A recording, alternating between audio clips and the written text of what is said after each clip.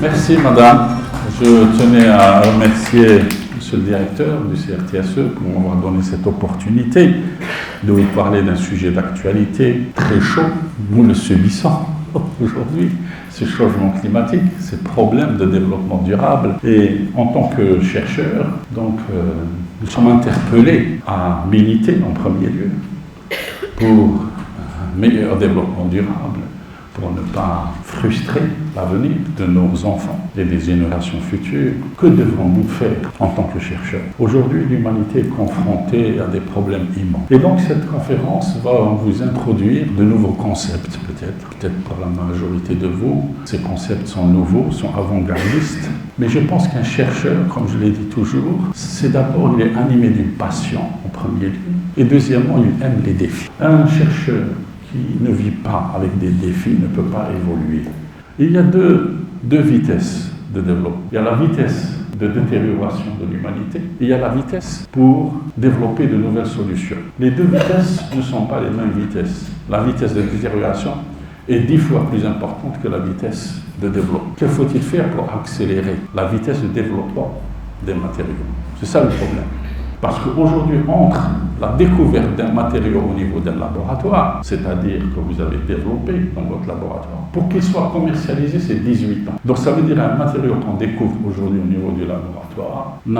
Quand vous voyez dans une publication que tel groupe de recherche a trouvé un nouveau matériau avec des propriétés intéressantes, c'est pas pour demain qu'il va être commercialisé. Regardez, par exemple, depuis quand date la première publication sur les batteries de lithium, 1950. Quand est-ce que c'est devenu une réalité, les batteries au lithium? Une décennie. Vous voyez que entre la production du savoir fondamental, de la connaissance fondamentale qui aboutit à du progrès, et entre l'innovation qui va développer ce produit, il y a un gap très important. Donc, le problème d'un chercheur, c'est comment réduire ce gap entre le développement du matériau au niveau des laboratoires et dans la commercialisation. Nous avons fait un cas exceptionnel pendant le Covid pour le vaccin, parce qu'il y avait une urgence, on n'avait pas le temps nécessaire. Et c'est par la suite qu'on découvre les effets indésirables, qu'on n'a pas pris toutes les... parce qu'on s'est hâté à trouver une solution, sauver l'humanité, mais peut-être que les conséquences vont être plus graves que si nous avions trouvé d'autres solutions. Alors, parce qu'un chercheur, généralement, pour découvrir des choses, pour avoir des idées de génie, il se base essentiellement sur son expérience. C'est son expérience qui est la plus fondamentale. Et généralement, un chercheur dans le domaine expérimental est intimement lié à la notion de trial error, essai-erreur. Il essaye, est-ce que ça marche ou ça marche? Et donc nous avons en 2006, 2007, avec un groupe de chercheurs internationaux, nous avons dit comment faut-il faire pour accélérer cette tendance de produire de nouveaux matériaux. À l'époque, c'était le défunt professeur Walter Kohn, prix Nobel de chimie, qui était précurseur de nous demander de mettre en place ce projet, et Krishna Ryan, un professeur aussi aux États-Unis. Nous avons décidé de créer cette notion de génome des matériaux. Et donc nous avons créé la première chose, c'était de créer une plateforme collaborative à l'échelle internationale. Toute personne désirant collaborer dans le cadre de ce projet peut intégrer le groupe. Et ça a commencé à se faire. Et puis les USA adoptent le génome des matériaux comme une solution globale aux problèmes qui sont posés. Et parmi un des projets phares à l'époque, c'était les batteries de lithium, qui a été développé par les calculabilitions, à l'époque par CEDER, qui par la suite a eu en 2022 le prix d'innovation des États-Unis pour avoir été l'initiateur de cette idée fondamentale de faire des batteries au lithium. Et donc c'est devenu, les États-Unis, dans un discours prononcé par le président Obama dans une université qui est l'université de Carnegie, parce que dans ces pays, ce sont les présidents qui donnent de l'importance à la recherche et le développement. C'est le président qui parle de la recherche et du développement. Et donc, chaque année, le président des États-Unis fait un discours à la nation à travers l'université pour donner les grandes lignes du développement de la science et technologie. Un président des États-Unis est entouré de 101 experts scientifiques. Donc, la grandeur fondamentale que nous devons maîtriser pour ce besoin, c'est l'entropie. Comment pouvoir maîtriser à ce que cette entropie soit la minimum possible. Voilà.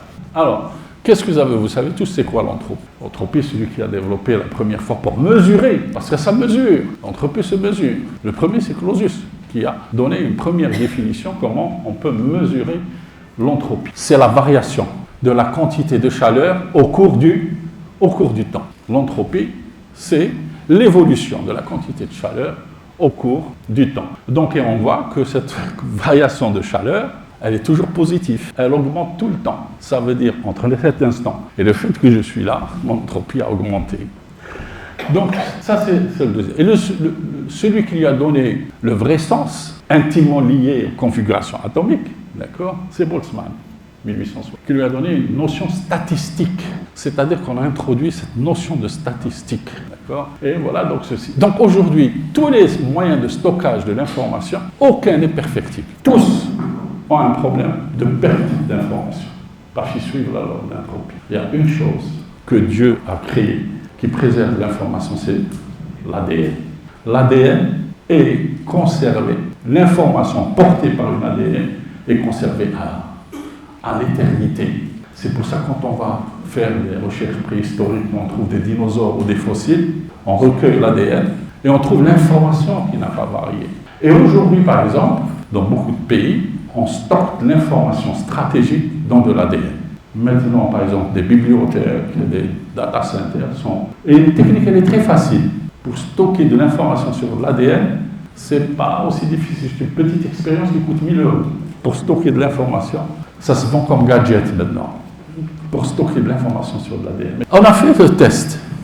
Il y a eu une publication qui a été faite par les Chinois en 2018. Ils ont pris un atome unique pour voir si c'est toujours de l'Ondower est possible. C'est ce qu'il le test quantique.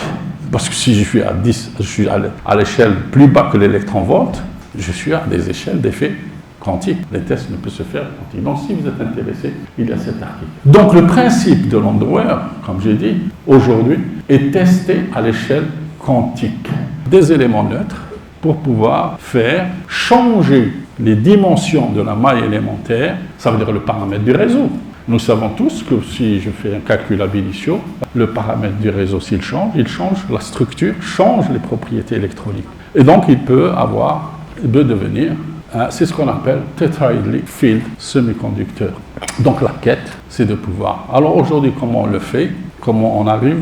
On arrive maintenant à introduire ces éléments par par des phénomènes d'oxydoréduction, une cathode, une anode, et j'arrive à pouvoir insérer certains atomes. Et vous trouvez par exemple maintenant du lithium-silicium, de l'hélium-silicium, et avec des propriétés très intéressantes du point de vue électronique. Voilà, j'ai terminé, il fait chaud. Voilà, je vous ai...